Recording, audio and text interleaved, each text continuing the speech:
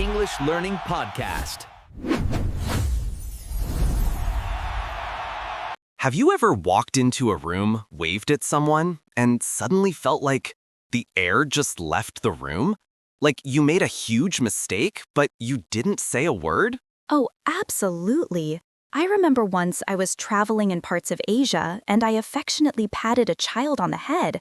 In my culture, that's a sign of warmth. But the parents looked horrified. Yikes, that is a tough moment. It really was. I felt terrible. But I didn't mean to be rude. It was just instinct. Exactly. And that instinct, that is what we are talking about today. Why do we do things without thinking? Why does one gesture mean hello here and go away there? Today on the English Loop, we are diving deep into the invisible force that controls your life, culture. Hello, everyone, and welcome back to the podcast. I'm Mark. And I'm Sarah. If you are new here, this is the place where we help you level up your English listening skills with natural, interesting conversations. Before we get started, do us a huge favor. Hit that like button and subscribe to the channel. It really helps us keep making these free lessons for you. Yes, please do. It only takes a second. Now, Mark, let's get back to your question. We are talking about how culture shapes behavior. Right. You know, when we learn English, we usually obsess over grammar. We worry about the present perfect tense or prepositions. But language is just one part of culture, right? That is such a good point. You can speak perfect English, but if you don't understand the social norms, you might still struggle to connect with people. Ooh, I like that word, social norms. Let's pin that for later. So, Sarah, imagine an iceberg, the big block of ice in the ocean. The Titanic scenario? Exactly, the Titanic. So you can only see about 10% of the iceberg above the water. That represents the visible parts of culture. The food, the music, the clothes people wear. Right. That's the fun stuff. That's why we travel. To eat pizza in Italy or sushi in Japan. But the other 90%, the part underwater, that is the dangerous part. That's where our values, our beliefs, and our behavior live. And we usually don't even realize they are there. That's true. It's subconscious. We don't wake up in the morning and think, today I will act according to British cultural standards. We just do it. Let's give the listeners a concrete example. Let's talk about something everyone deals with, time. Time. This is a huge one. In the US, and I think in the UK too, we have a very specific view of time. We say time is money. Yes, we are very focused on punctuality. If a meeting starts at 9 a.m., you should be there at 8:55. If you arrive at 9:05, you are late, and people might think you are rude or unprofessional. Exactly. But I have a friend from Brazil. He told me that if you are invited to a party at 7 p.m. and you show up at 7 p.m., you are the strange one. Really? So when should you arrive? Like 8, maybe 8:30? In many cultures, time is viewed as elastic or flexible. Relationships are more important than the clock. If you are having a good conversation with your mother, you don't cut it short just to be on time for the next thing. That is actually quite beautiful, isn't it?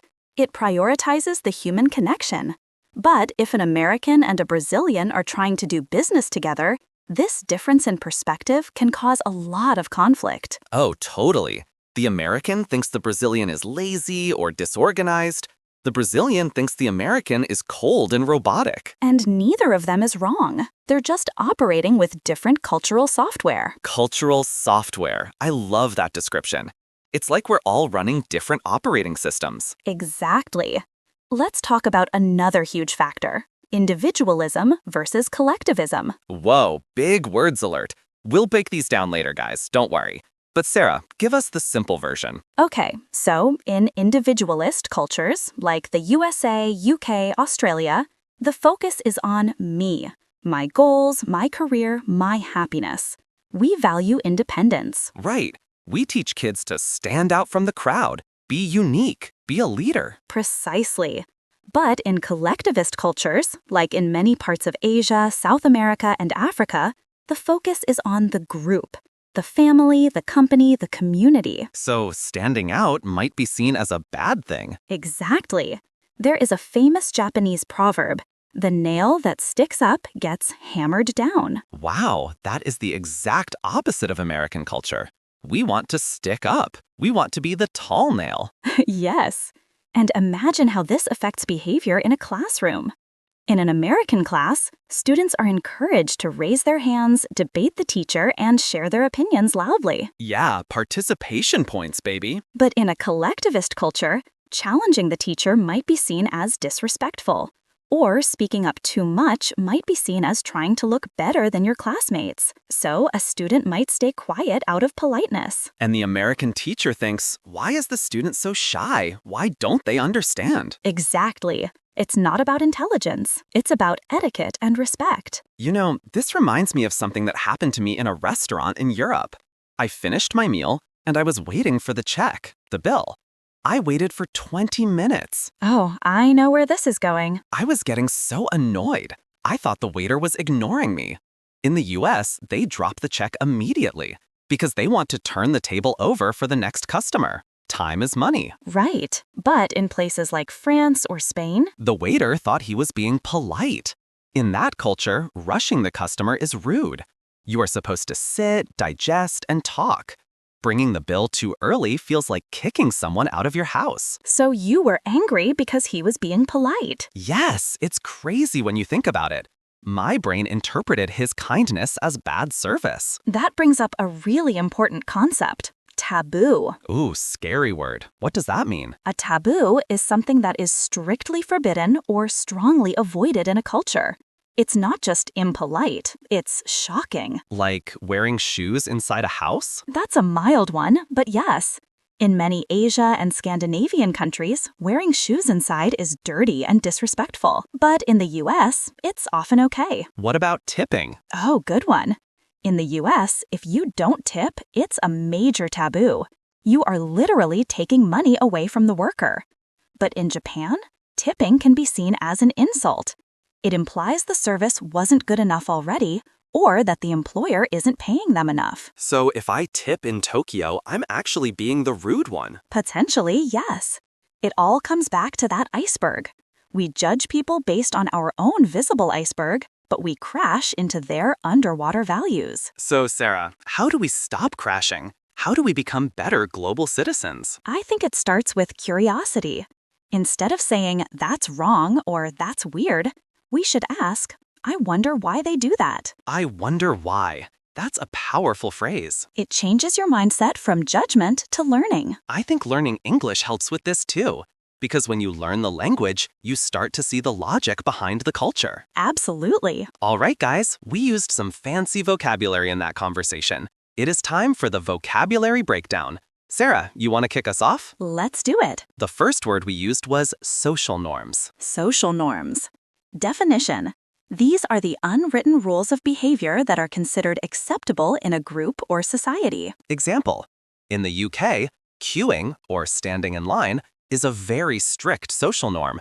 If you cut the line, people will be very angry. Good one. Next up is subconscious. Definition. The part of your mind that notices and remembers information when you are not actively trying to do so. It's doing things automatically. Example. My fear of dogs is subconscious. I start sweating before I even realize a dog is near me. Next, we have punctuality. Definition. The habit of being on time. Example. The job interview requires strict punctuality. Do not be late. Then we talked about perspective. Definition. A particular way of considering something or looking at a situation. Your point of view. Example. Living in a foreign country gave me a completely new perspective on my own culture. Then we had that big pair, individualism versus collectivism. Definition. This is a spectrum. Individualism values personal independence. Collectivism values the group or family over the self. Example. The company struggled because the new manager used an individualist style in a country that valued collectivism. Almost done, we used the word etiquette. Definition. The set of rules or customs that control accepted behavior in particular social groups or social situations. It's like politeness rules. Example. Business etiquette in Germany is quite formal compared to Australia. And finally, taboo. Definition. A subject, word, or action that is avoided for religious or social reasons. Example: asking a woman her age is considered a taboo in some cultures. All right, I feel smarter already. Me too. It's always good to remind ourselves that our way isn't the only way. So true. Listeners, we want to hear from you. This is the question of the day. What is one social norm in your country that confuses foreigners? Oh, that's a good one. Maybe it's about food, greetings, or how you drive. Let us know in the comment section below. We read every single comment, and we love learning about your cultures. Thanks for tuning in to the English Loop. Don't forget to like, subscribe, and hit that bell icon so you never miss a lesson. Keep practicing, stay curious, and we'll see you in the next episode. Bye.